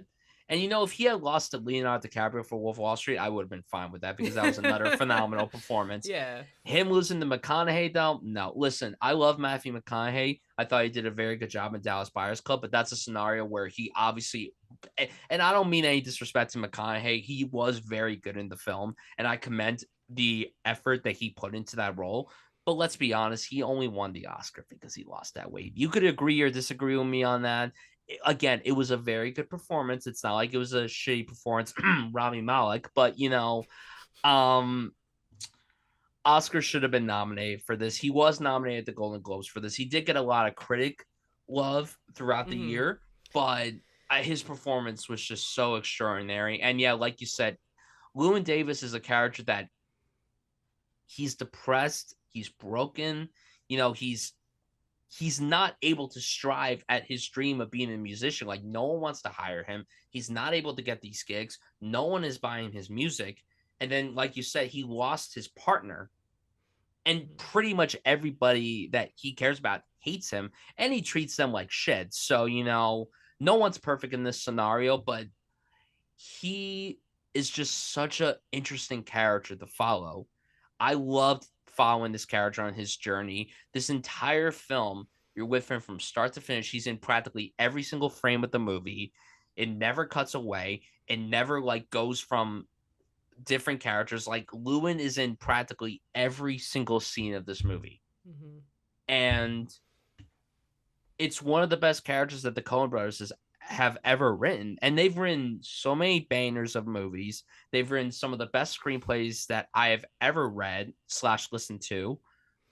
And this is just one of the best that they've ever done. And you could argue that, they write a lot of characters that are very broken and very weird and very unlikable, but they find a way of making you care about them even if they are the worst possible human being ever. And Llewyn Davis is far from being the worst human being in terms of characters that the Coens have written, but he's just one of the most fascinating they've ever tackled. And Oscar brought so much to that character that made him stand out compared to a lot of the other Coen Brothers films that we've gotten. And the entire ensemble, like you said, surrounding him is great. Carey Mulligan, I mean, she's incredible. Literally, the way she says "asshole." To be clear, you asshole, you fucking asshole, So, because everything you touch turns to shit. Oh uh, my god, it's so good. Do you ever think about the future at all? You mean like flying cars, hotels on the moon, Tang? Also, can we get another movie where Oscar plays a cat dad, please? yes, Like, and he is one of the things that I think. Well, I want to say first of all, I think Oscar Isaac's reputation as one of the best working actors rests a lot on Inside Llewyn Davis because it is such an absolutely, incredible performance that I think. I mean, he's given other good performances. I'm not saying that he but hasn't, not to this but extent. it's the power of this performance that this performance is why everyone put. It's why he got onto the top actors of the 21st This is century how on the New I York this Times. is how You I know, came across him. Like you yeah, brought up, like this was basically the first time you remember yeah, seeing him in something. This yeah. is the first time I ever saw him in Yeah. anything. No, and he's so incredible. He makes such an impression. He's so undeniable on screen that, yeah, like I said, his reputation as such as again one of the best working actors today really rests on Inside Llewyn Davis in a lot of ways. And the One hundred performance is percent. that good. It's warranted. It is that good. It's that Um good. yeah, but what I wanted to say is that one thing that I think Oscar Isaac doesn't get a lot of credit for, because again, he makes it super effortless, is he is fantastic with prop work. And that cat Yes. is one example. The way he interacts with that cat and holds it, and like the way he holds it on the subway, even that one shot, everything about the way he holds and handles that cat is so perfect. It's so perfect in character, and it looks so good on screen. You know And what? That may be exactly why JJ cast him as Poe Dameron, because he probably knew that Poe Dameron was going to interact with this robot a lot, this there we droid. go. And he's like, you know what? You interacted with a cat really well. Now you're going to interact with a Yeah. droid. Yeah. Well, and again, like with in the card counter, Oscar Isaac is fantastic with the cards and the chips and Oh, the yeah. like he puts so much attention to the prop work, and he makes it look so natural that you're not noticing it because it doesn't seem mannered, but he's really good with props. And you'll start to see it when you start to look for it. Yeah. 100%, 100% agree with you on that. And I mean, to go off about the rest of the movie, yeah, John Goodman, oh my God. Every single line he delivered was comedy gold. Also, Literally, I felt a little called out because I do play the ukulele as a hobbyist. So when he has his little crack about the ukulele, CG, CG, I'm like, C, G, D, C, F, G, A, D, I'm like, C, G, I'm like, excuse me. C, G, D, E. Oh my God. Can we talk about that one hilarious shot when it's them three at the diner and it's just so anyone listening to the video portion, you're going to have to watch. If you're listening to audio, you got to cut to the video of this. So they're in the diner and it just cuts to him and Garrett Hedlund is reading that poem and it's just John Goodman going, like he's zoned out. It's Oh so yeah. good. Oh my god, it's just Yeah. Brad. It's just literally perfect. He's one of those actors that's just perfect with the comedic timing. John Mm-hmm. Goodman has always injected great comic relief in a lot of the films that he's done, For the and Coen Brothers, for the Coen especially. Brothers, Like I think of especially. I him mean, in "Oh Brother, Where Art Thou" and I stuff like I that. I think of him in Raising Arizona when he Mm-hmm. escapes the prison. He just emerges from the mud and screams from the top of his lungs. It's incredible. It's truly phenomenal stuff. Like, oh my god, like the entire cast is great. The music is fantastic. Yeah, Please Mr. Kenny is one of my favorite scenes. Yeah, I want another sequence in like anything where it's Oscar, Justin, and Adam performing together. And you know what? The sequences where Adam and Oscar were together in Star Wars, I was like, okay, where's the singing? Come on, Adam, break into song. Let's go. I'm like, it's time. They have to have guitars in outer space. Oh, they were outer space. Uh, oh my god, it's just it's so good. It's ridiculous how good. Like, and yeah, Oscar Isaac really needs to do another musical. I'm sure he's gotten handed so many musical scripts. I'm just waiting for the day where that's gonna happen. Like, Mm-hmm. I want him to be in the musical, whether it's hell, if he wants to do a Disney musical, live action or animated, fine with me. He would be perfect. But if he could do a show that's like a high profile adaptation of maybe like a Broadway show, can you imagine him saying? And I don't know if he would fit this, but I mean he probably would. Can you imagine him saying music that was written by Sondheim? I mean, oh my god, like Yeah. just Yeah. imagine how great that would have been if Yeah. he. And I mean, that's not to say that it won't happen down the road, but Yeah.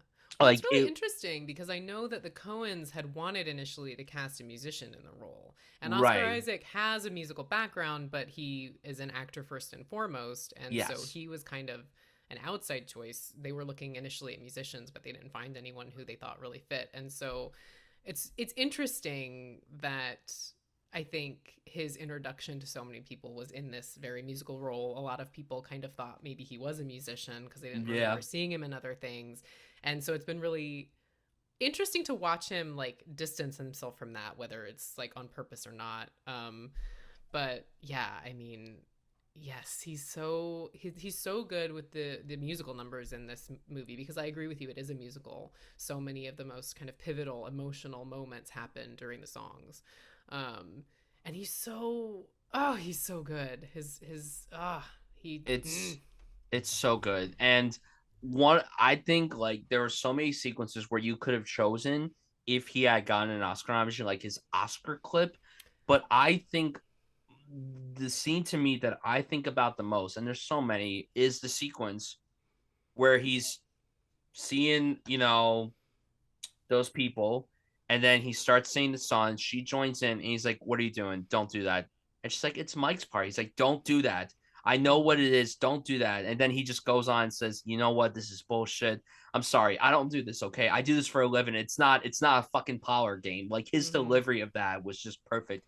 And a sequence that I think about a lot is, the sequence where he's just like, "I'm so fucking tired. I mm-hmm, just need sleep." And it's just like, oh my god, like mm-hmm, fuck, it's so good. It's so mm-hmm, good. And like I said, the Coen brothers have made so many great movies. This is arguably to me my favorite thing that they've ever directed.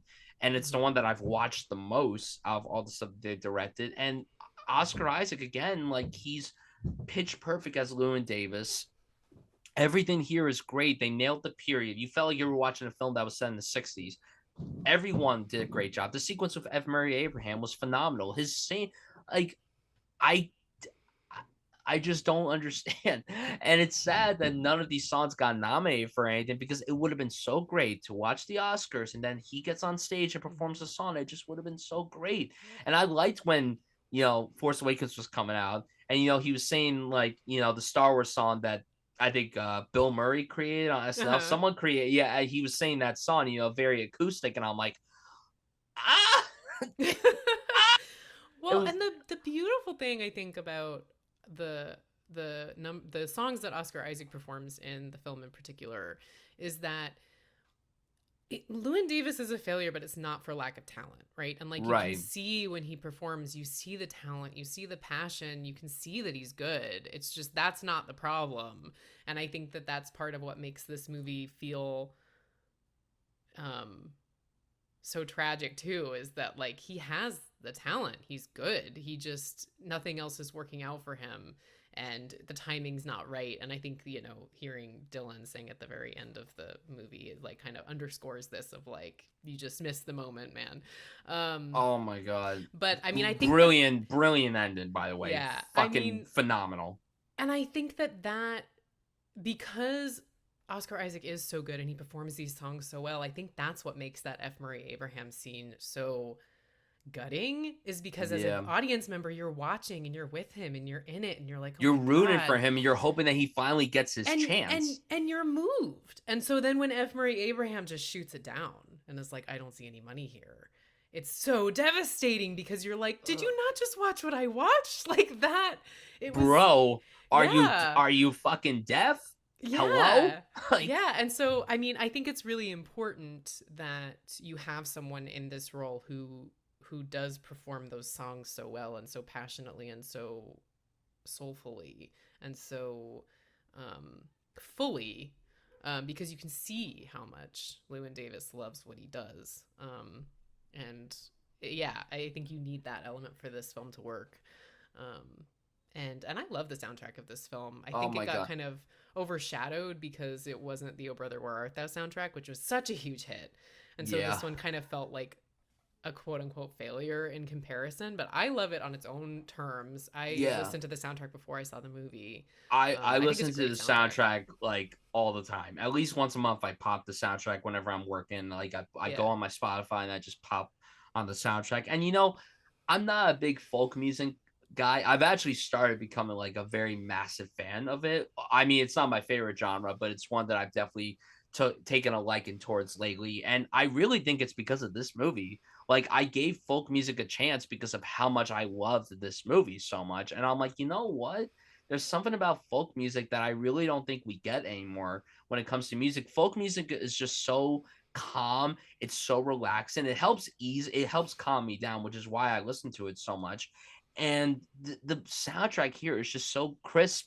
Fare Thee Well is phenomenal. And seriously, I mean, we could talk about this film forever. We could do a whole podcast episode about it, but you're gonna have to check out Leah's podcast when yes, she had drops her episode on that film. But yes, yeah, I mean, Inside Llewyn Davis is really incredible, a truly special film, clearly to the both of us. And I mean, I guess the last line I'll say is, I mean, there's so many, but I gotta really think of a good one. I'm trying to think of a good one.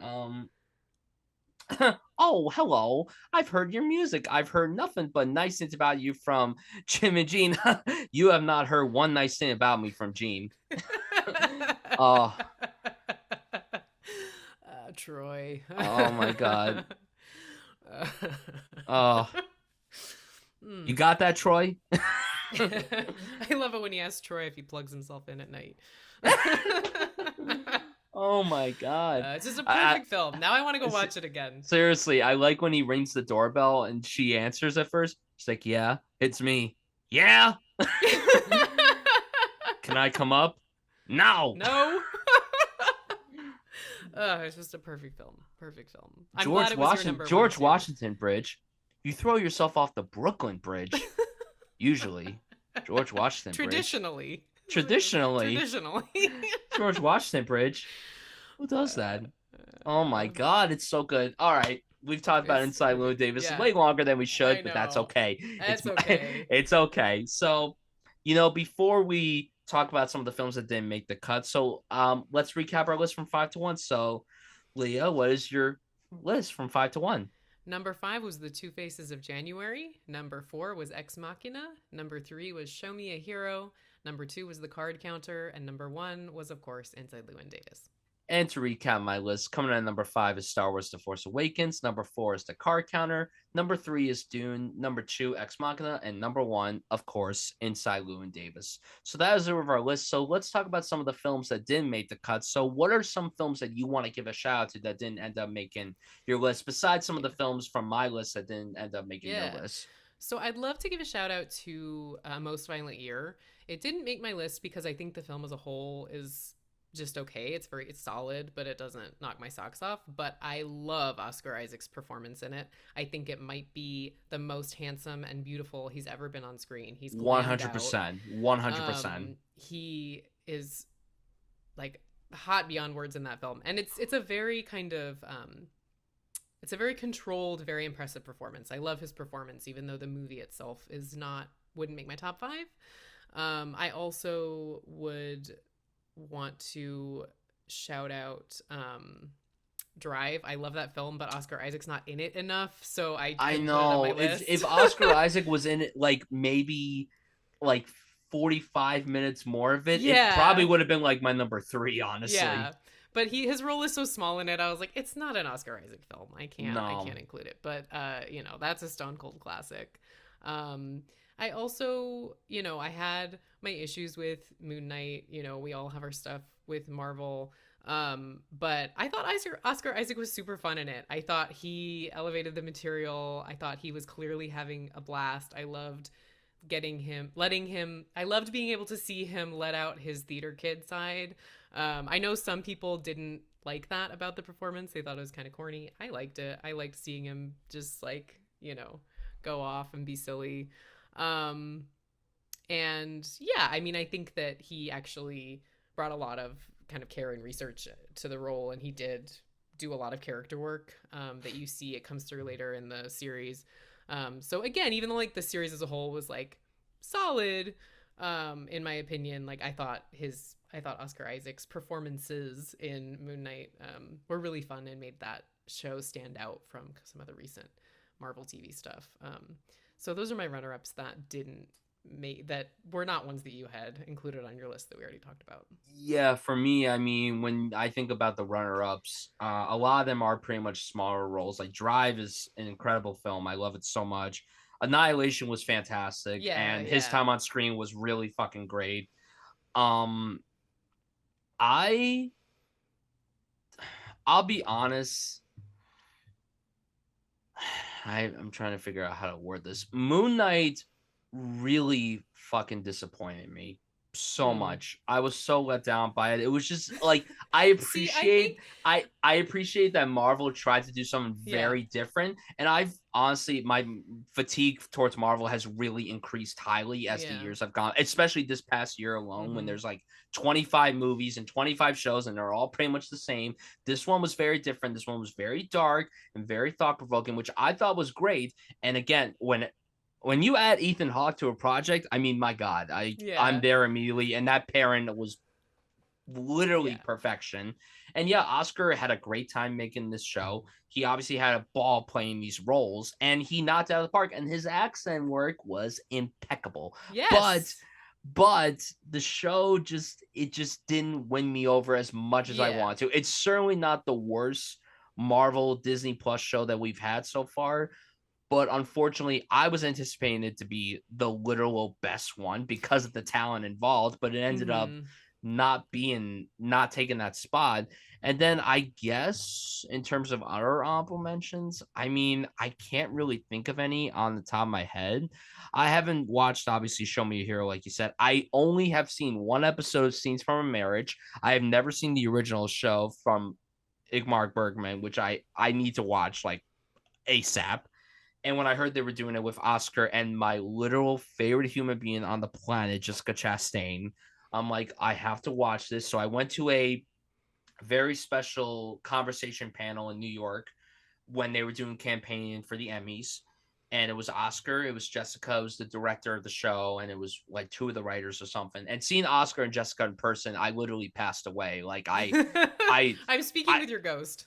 I don't know what exactly happened that night. And then I met Jessica and I cried afterwards because she is literally the sweetest person ever. The fact that she stayed 20 minutes to sign autographs and take pictures with practically 200 plus people waiting. I mean, that is like amazing. Oscar, he left not too quick, but like, he took his time. I don't blame him. Like And he's Oscar, very you could private. He's a very Oscar private person. but he Yeah. signed a lot of people's autographs and we stared at each other like I think we nodded, like we did a head nod, and that was good enough for me. I saw him in person, that was good enough for me. So but no, it's just that he is so good when it comes to his roles. And yeah, I'm gonna shout out The Last Jedi, even though I'm not really crazy about what they did with Poe Dameron. His performance in it was great. And yes, the way he delivers, we are the spark that light the fire that will burn the first order or bring the first order down or whatever, however that line went. I mean, his delivery, that was great. And it was a close up, and I'm like, Ryan Johnson, zoom in just a smidge closer, please, and then you'll satisfy all the wonderful Oscar Isaac stands out there. But Yes. yeah, I mean, even when he's in something bad, he's actually pretty decent. X-Men Apocalypse was not, in my opinion, I don't think it was a terrible movie. I mean, Dark Phoenix, which came after that, was a massive pile of shit. I'm really bummed that they kind of did Oscar dirty in Apocalypse, Yes. because when they said, "Oh, he's playing Apocalypse," I'm like, "Great, beautiful, perfect, that's awesome," and they wasted him. But I'll be honest, that film is more tolerable than Life Itself, which was awful. Not because of Oscar. It's not his These fault, are but all oh films my I'm god. going to have to cover on my podcast. So if you'd like Like to come discuss one of these terrible films with me that no one else wants to discuss, you're welcome. Because I I no I one will take refuse. Life Itself. No one, no one Oh, will take it. it's so ridiculous how that film is as bad as it is. It's literally from the guy who made This Is Us, which is a fantastic series. He wrote Crazy to Be Loved, which is a great fucking movie. And then Yeah. he makes this ensemble piece with this great cast. And it was so bad. It was so bad. And then oh my God, and this one breaks my heart because honestly, had they made a live action version of this property, Oscar Isaac would have been the perfect Gomez Adams. But he's He, just the voice. I It's know, such a but wasted it's a opportunity. wasted opportunity. And then they made a sequel to it, and it's just like, oh, why? Why couldn't they just do a live action one where it was him and Charlize? That's literally a Yeah. perfect pairing right there. Yeah, I Like, know. they're doing that Wednesday Addams show on Yeah. Netflix with Jenna Yeah. Ortega, which by the way looks fucking fire. It looks awesome. Um Man, can you imagine if they had cast Oscar and Charlize as Jenna Ortega's Oh parents? god. Oh Like, my god. oh man, that would have been sick. But unfortunately, we can't always get what we want. No. But I mean, Oscar is just one of those actors that even when he's in something crappy, he pumps out great work. And to talk about some of the films that he has coming out, I mean, right now there's not too many films listed here, but the biggest one that's listed that he will be in is Spider-Man Across the Spider-Verse, where he'll be playing Spider-Man 2099, Miguel O'Hara. They had a little tease of him at the very end of Into the Spider-Verse, which was a very nice surprise. And now he's going to be playing a Spider-Man. I mean, this is so exciting. I was a massive fan of Into the Spider-Verse. That was a Same. fantastic film. One of the best superhero films that I think I've ever seen. And it was just so unique and so fresh because whenever we get animated films, studio animated films nowadays, they're just so like polished and clean and like very like cookie cutter. And this one was really not because Mhm. it combined all these different animations. It had this very honestly very timely story, and it was very relevant and pivotal to everybody. Anyone could relate to it, and it was just so fresh. Like, we obviously had all these other Spider-Man movies, with Toby, Andrew, and Tom, and then we decided to have one focused on Miles Morales, and it was great. And I'm so excited for the sequel. I cannot wait to see what he brings to this. And we've only gotten one trailer so far. The movie was supposed to come out, I think, next month originally, but then they pushed it to next summer. And I mean, hey, they have all the time to work on it, but I'm really like low key pissed off because I really just want to see the sequel so I'm just badly. waiting for it with bated breath. I'm with you. I loved Into the Spider-Verse, and so this sequel is one of my most anticipated films of next year. I'm like, like Uh, the first one I brought me so much joy. I was just like, I I need the know sequel. it's just so good. And then like to talk about some of the other films that he has lined up, he's gonna be playing Solid Snake in a Metal Gear Solid movie, which I mean, God knows how they're gonna adapt I this mean, they've series and that, been. but he's I was gonna perfect say for the role. that's been rumored for so long though. Like I I don't know know, if but it's actually gonna happen. I know, I'm but a doubter. it still says it's coming. They just don't know when it's gonna happen. So I'm a hopefully it doubter. happens. I'm trying to stay hopeful when it comes to Oscar. He was cast in this film called London, directed by Ben Stiller. It's supposed to be like a thriller, Hmm. which is kind of cool. If you guys out there have seen Severance on Apple, Ben Stiller, completely out of his wheelhouse directing that, and it's one of the best shows on TV right now. And it says that in October 2021, Oscar Isaac was cast in an upcoming film directed by Martin McDonagh, which Oh, like, I would be down for that. so would I. And Sam Rockwell and Christopher Walken are going to be co-starring in it. All What a right. trio. Truly. All Martin right. McDonagh, fantastic filmmaker in Bruges, Seven Psychopaths, Three Billboards. His upcoming film, The Banshees of Inisherin, is getting incredible reviews out of these film Mm-hmm. festivals. So, yeah, I mean, Oscar, like, and I remember at one point it said that he was going to be in the movie about the making of The Godfather. And Yeah. I'm kind of bummed that that may not be happening anymore because they made that series on Right. Paramount Plus with Miles Teller. Mm-hmm. And, if they decide to make a movie about the making of The Godfather where it's Oscar and another beautiful human being, Jake Gyllenhaal, I want it now. Please. Seriously. Seriously. Like, oh my God. But closing thoughts on Oscar Isaac, truly one of the great actors working today. Very versatile, so much range, so likable, so humble, so down to earth. Could play evil really well, could play sweetheart really well, could play a cat dad really well, could play a droid dad really, really well. Oscar Isaac playing the dad just makes sense because he is literally daddy. So Mm-hmm. I love Oscar Isaac. So, what are your closing thoughts on this beautiful, beautiful, gorgeously, breathtakingly looking human being? My final thoughts are that I am so glad that we had a chance to talk about his filmography. I'm actually really glad that we didn't have the exact same list because Oh uh, my God, Oscar I know Oscar Isaac has a real dodgy filmography, so I was like, he we're gonna have the does. same five things. So Oh I'm glad we man, had a little variation. Um, and yeah, I can't wait to see what he has coming down the pipeline. Like, I will watch anything he's in. It doesn't matter what it is. I'll show up for Oscar. Um, I yeah, I agree with you. He's one of my favorite working actors. I There's nothing he can't do, in my opinion. I'm just waiting for the day he gets his first Oscar nomination because he's way past due, in my opinion. oh Not absolutely. that Oscars are everything, but like Mm-hmm. it's very interesting that Oscar Isaac is regarded so highly, by critics and audiences. Like he's a very well respected actor, but he hasn't really had much award success. And I think that narrative is going to change this decade. I think he's going to get his first Oscar nomination in the 2020s for sure. Um, and yeah, I can't wait. I can't wait to see what he's going to do. I'll watch him do anything. I'll watch him read the phone book with a beard or without. Exactly, exactly. Oh man, so. Oh God, Leah, thank you so much for coming out to my show today to talk to me about Oscar Isaac. It was such an honor having you on, and just the passion that you have for this wonderful man is what I love to see. So really, thank you so much for coming on today. I had such a blast having you on here. Thank you for having me. I had so much fun too. And I can't wait to have you on Oscar's podcast. Keep an eye out for that episode in the future. Bryan will be on to discuss Annihilation, I think. Yes, I'm very excited to be talking about that Yes. beautiful piece of sci-fi filmmaking. I cannot wait. So, where could the people find you online? Where could they find your work, your podcast? Where could they find you? Yes, so you can find me on Twitter at the Mingtacular. That's just my Twitter, and then you can find Fang Club, that podcast at Fang Club Pod on Twitter and Instagram, and then you can find Oscars podcast on Twitter at Oscars Podcast with two A's. As I said before, so the short answer is you can find me on Twitter. I'm on there too often, so. And you guys can follow this show on any podcasting platform.